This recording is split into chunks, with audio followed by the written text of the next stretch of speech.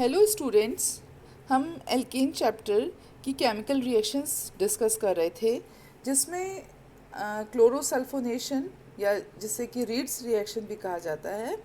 इसी तरह से insertion of methylene group, sulphonation, nitration, halogenation, ये मैं पहले वाले वीडियो में डिस्कस कर चुकी हूँ। आज मैं कुछ जो दूसरी रिएक्शंस डिस्कस करूँगी वो इस प्रकार से हैं, जैसे कि डिहाइड्रोजनेशन। डिहाइड्रोजनेशन मतलब कि रिमूवल ऑफ हाइड्रोजन।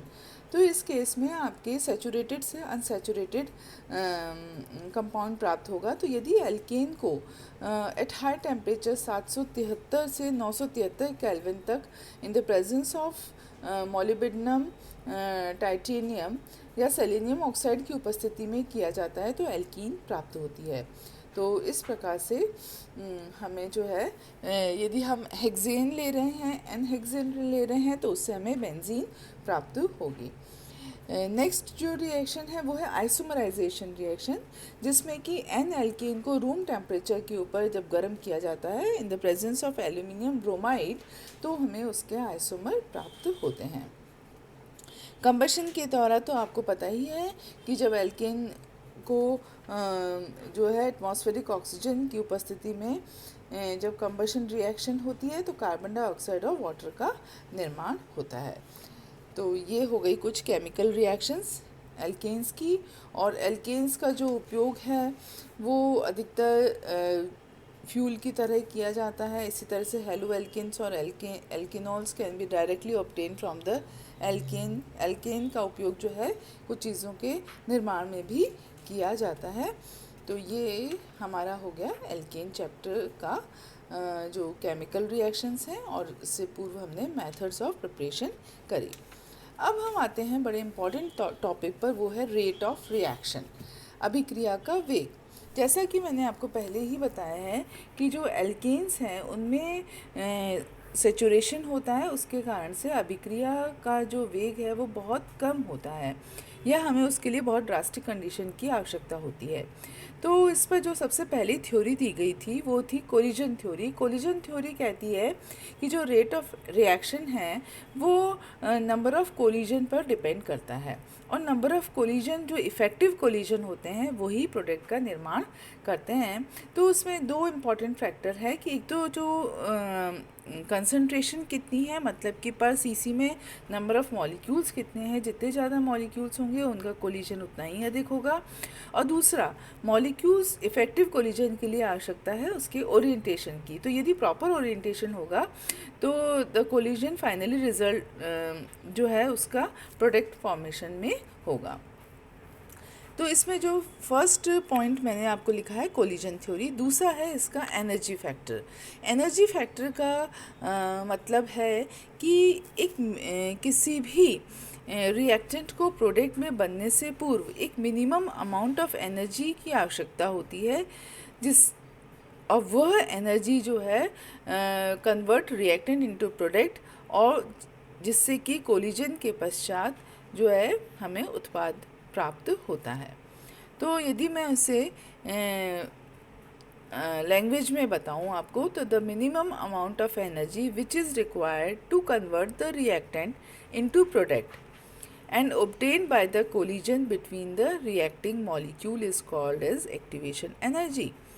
ये मैं आपको इस ग्राफ से भी स्पष्ट करूँगी कि जब अणुओं के बीच में कोलिजन होता है तो एनर्जी का आदान प्रदान होता है, there is a redistribution of the energy. और इस रीडिस्ट्रीब्यूशन में जब अणुओं में एक मिनिमम अमाउंट ऑफ एनर्जी पहुंच जाती है जो कि एक्टिवेशन एनर्जी है, उसके पश्चात ही वह उस एनर्जी बैरियर को पार करने के पश्चात ही वह प्रोडक्ट में कन्वर्ट होगा।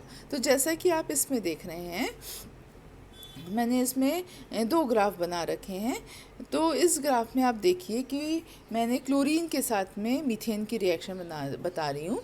तो जो हेलोजिनेशन रिएक्शन है, इस केस में जब मीथेन है उसमें CH3 और H बॉन्ड ब्रेक हो रहा है, तो 104 किलो कैलोरी की आवश्यकता होती है।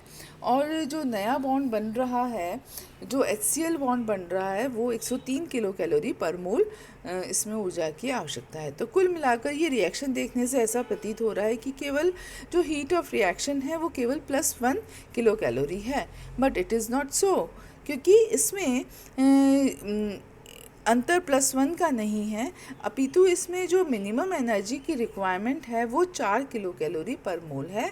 कहने का मतलब ये है कि प्रैक्टिकली जो 4 किलो कैलोरी पर मोल जो है वो एक्टिवेशन एनर्जी है, और यह मान प्राप्त होने पर ही जो है अणु उस एनर्जी बैरियर को पार करके, देखिए एनर्जी बैरियर मैंने बना रखा है, इसके टॉप और जो रिएक्टेंट है उसके बीच में जो 4 किलो कैलोरी है, और उसको पार करके ही वो प्रोडक्ट में कन्वर्ट होगा। तो in the case of chlorination जो है हमारी 4 किलो कैलोरी पर मोल है। वहीं अब हम जाते हैं जैसे कि ब्रोमीन में देखते हैं। तो ब्रोमीन में क्या केस है कि आप देख रहे हैं जैसे मीथेन में तो CH3 और H बॉन्ड को तोड़ने के लिए 104 किलो कैलोरी की ही आवश्यकता होगी, परंतु जो HBr का निर्माण हो रहा है उसमें 88 किलो कैलोरीज पर मोल जो है वो इसमें मुक्त हो रही हैं। तो ऐसी स्थिति में आप देखिए कि जो डेल्टा H का मान है वो कितना है, ई एक्टिवेशन जो है वो है +18 किलो कैलोरी पर मोल।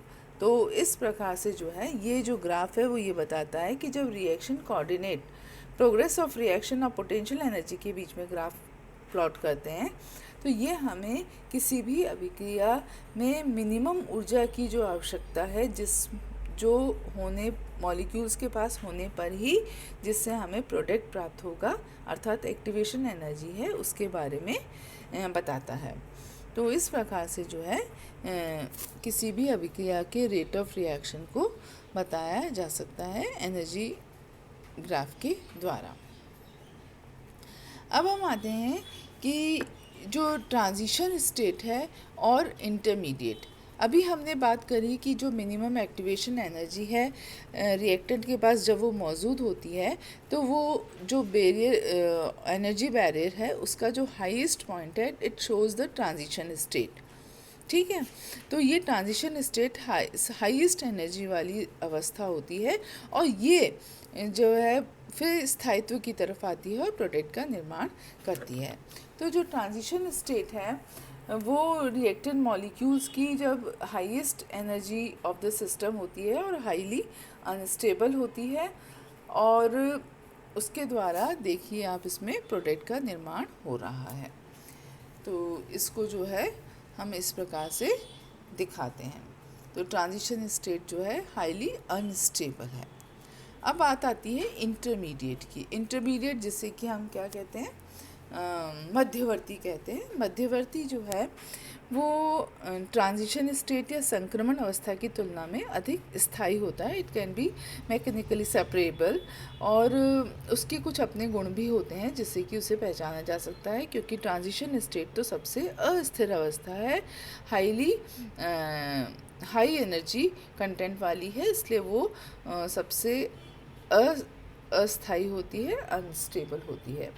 तो जैसा कि आप इस केस में देख रहे हैं कि हमने जो पोटेंशियल एनर्जी ये और रिएक्शन कोऑर्डिनेट के बीच ग्राफ प्लॉट करा है, तो उसमें जो फर्स्ट वाला जो है उसमें हम देख रहे हैं कि रिएक्टेंट से हमें TS1 जो फर्स्ट ट्रांजिशन स्टेट हमें प्राप्त हुई, और जो दूसरी ट्रांजिशन स्टेट TS2 प्राप्त हुई उसकी ऊर्जा फर्स्ट से कम थी, और जो इंटरमीडिएट है वो उन दोनों के बीच में उपस्थित है जिसकी ऊर्जा दोनों से संक्रमण अवस्था से कम है, और प्रोडक्ट का मान जो है वो सबसे कम है।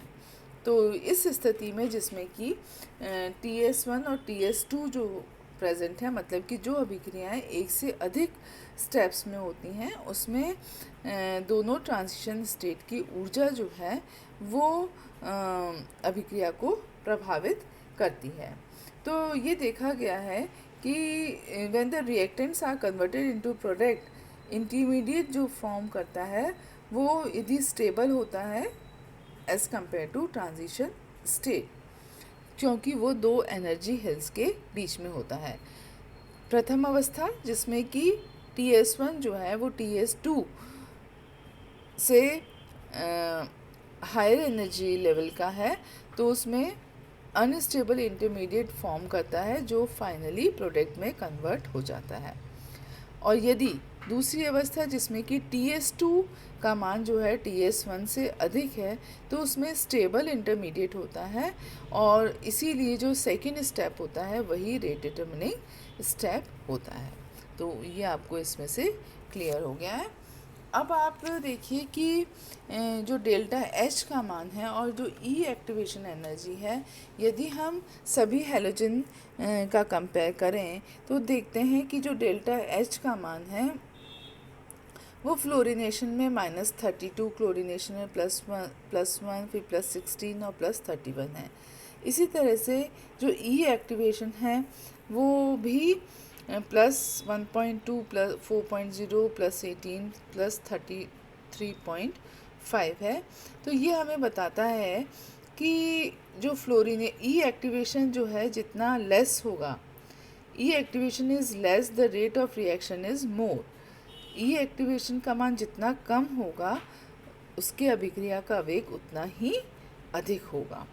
ठीक है, तो जो ऑर्डर ऑफ रिएक्टिविटी है वो फ्लोरीन की सबसे अधिक होती है, क्लोरीन की होती है, फिर ब्रोमीन की होती है और आयोडीन की होती है। तो इस प्रकार से इसकी रिएक्टिविटी की निकाली जाती है।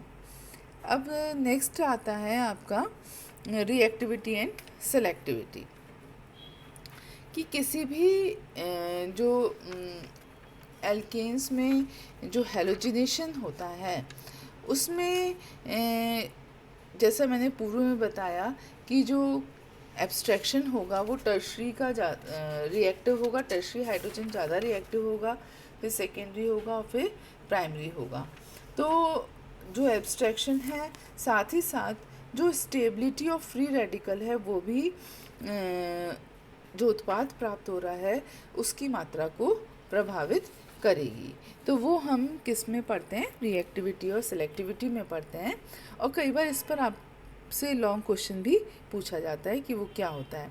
तो इसमें आप देख रहे हैं मैंने बताने का प्रयत्न किया है कि किस प्रकार से जो 2-मिथाइल प्रोपेन है उससे क्लोरीनेशन से हमें 36% आइसोब्यूटाइल क्लोराइड बनता है और टर्शी ब्यूटाइल क्लोराइड 64% बनता है। इसी तरह से यदि रिएक्शन ब्रोमीन की उपस्थिति में कराई जाए तो जो ये अनुपात है जो ऊपर 36 और 64 का था वो 1 और 99% करा जाता है।